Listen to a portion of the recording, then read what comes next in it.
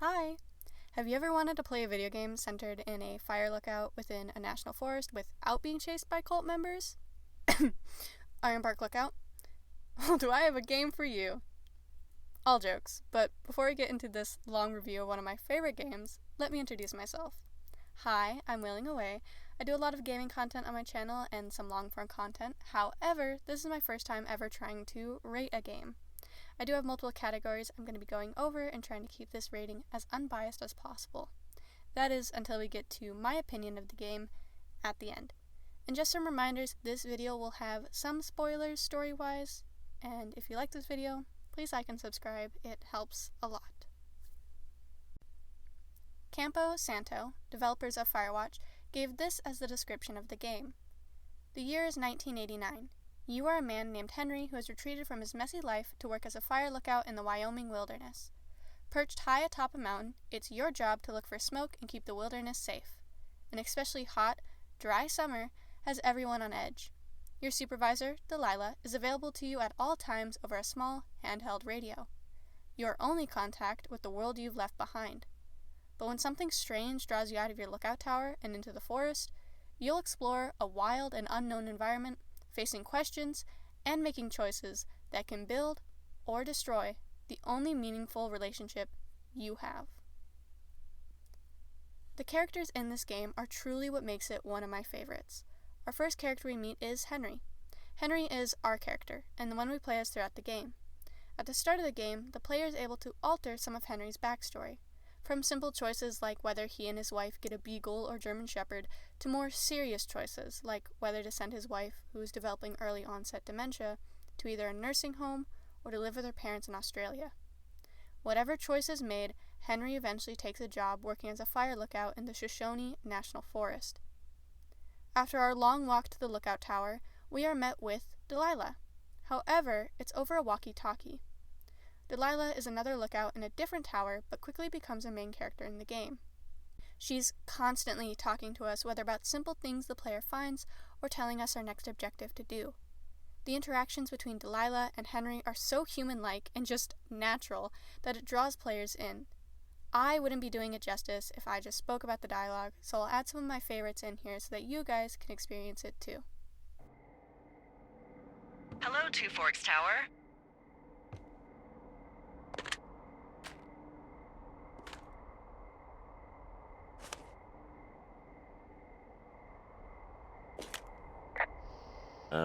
Hello? Whoever this is? It's Henry, right? Yeah. I'm Delilah. Yeah, that's what the guy said on the phone. So, what's wrong with you? Excuse me? People take this job to get away from something. So, what's wrong? What's wrong with you? That's a great idea. Go ahead. Look, I just hiked for 2 days, so I don't really follow whatever it is you're doing right now. You take a stab at what's wrong with me. Fine, then can I sleep forever? Sure, buddy. Okay, now go ahead.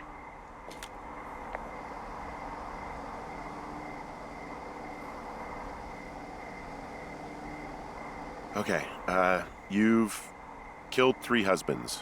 You're a black widow and you're just out here until the heat dies down and then you'll kill again. Ooh, very good. Bravo, Henry. Okay, I sleep now? Not quite. Now you. Okay, good night, bye. Let's see. I don't know anything about you, but 9 times out of 10, folks out here simply got dumped. Huh, is that it? Close? Good night. Good night. Welcome to the job.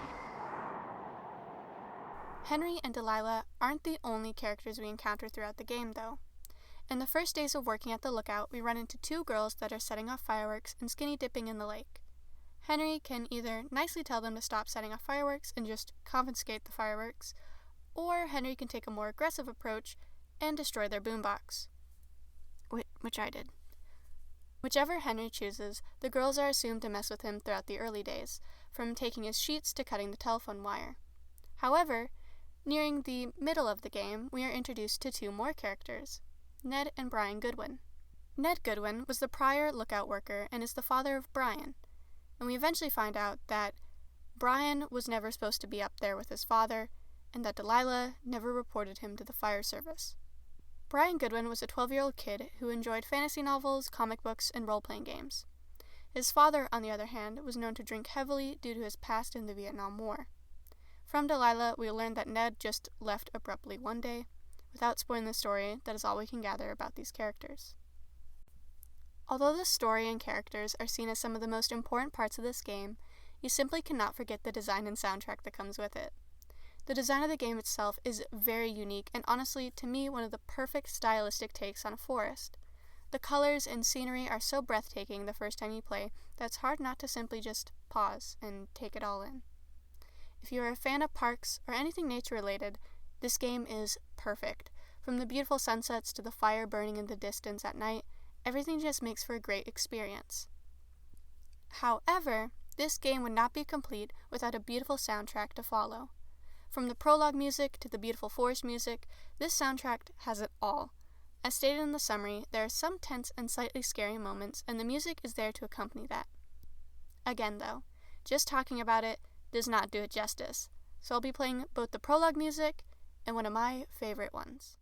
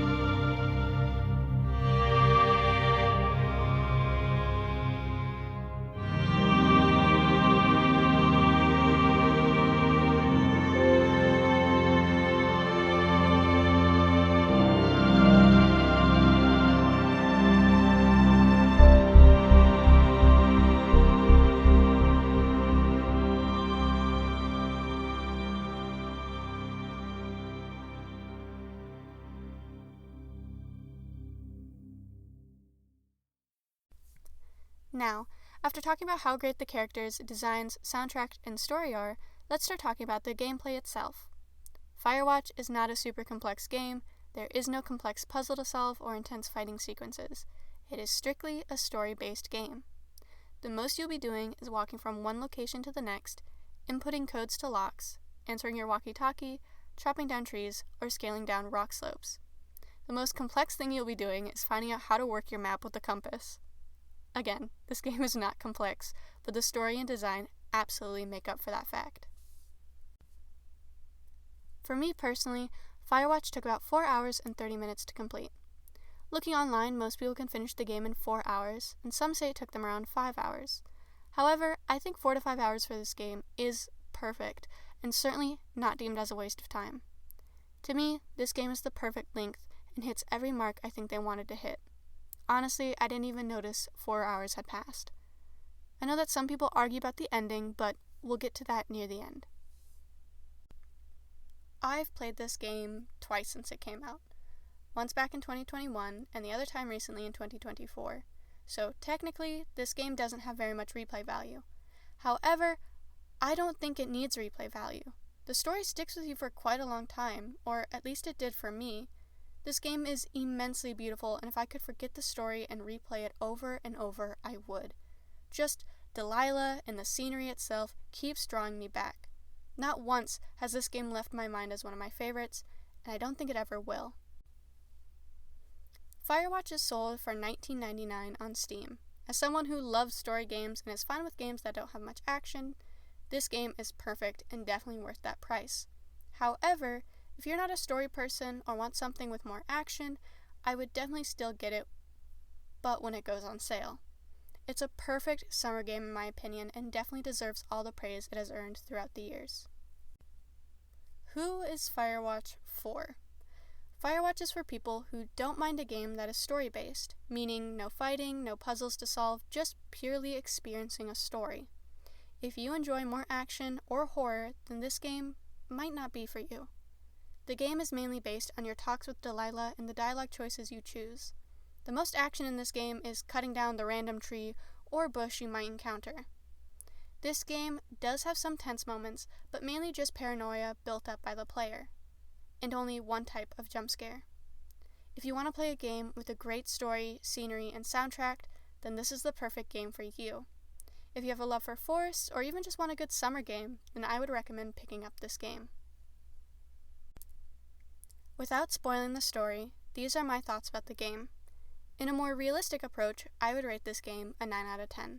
The only problem comes with the ending, but not in the same way some people have problems with it.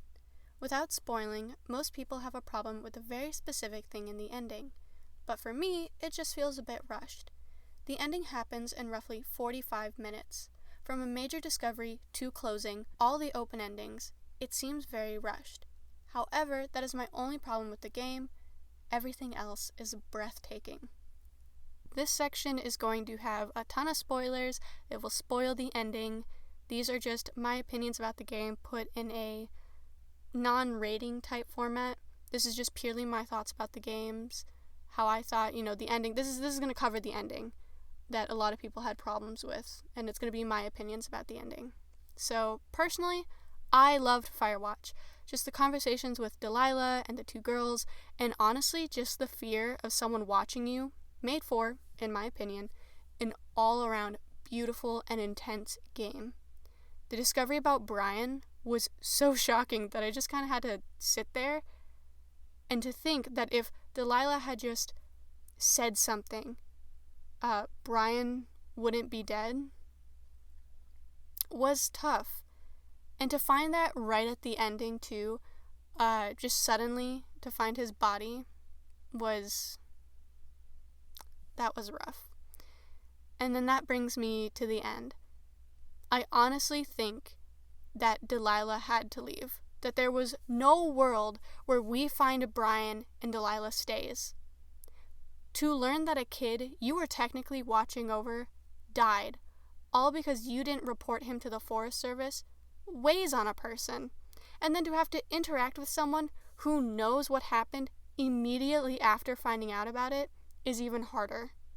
Delilah also still knows about your wife. You are still married. At the end of the game, you are still married to your wife. You have not divorced. You guys are still together. She knows you came to that forest tower to run away, and she even states that. One of her quotes says, Henry, Look, you came out to put your memories behind you, and they're still right there in front of you. And that saying goes for both you and Delilah now. Your wife is going to be right there after the fire service, and you are going to have to face her. And for Delilah, she's going to have to face Brian's death because that's now right in front of her. You and her aren't supposed to meet. It's just like real life. You might meet a person who seems so perfect for you, and you have the best interactions, and over months you might grow fond of each other. But just like life, it might not work out, and in the end, you might have to go separate ways. Firewatch is a game about multiple people running away from their pasts. Henry is running from the fact that his wife is going to forget him, and that the life they built has fallen apart. And Delilah, throughout the story, you learn, is running away from an old relationship with a man named Javier, and is trying to escape the problems that come with that.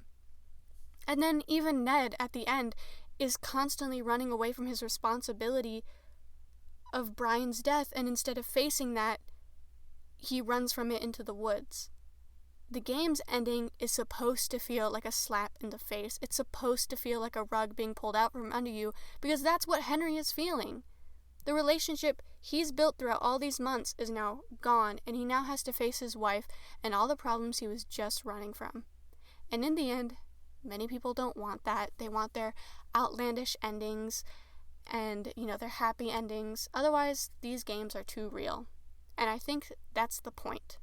There is no outlandish ending in real life, and sometimes there's not even a happy ending.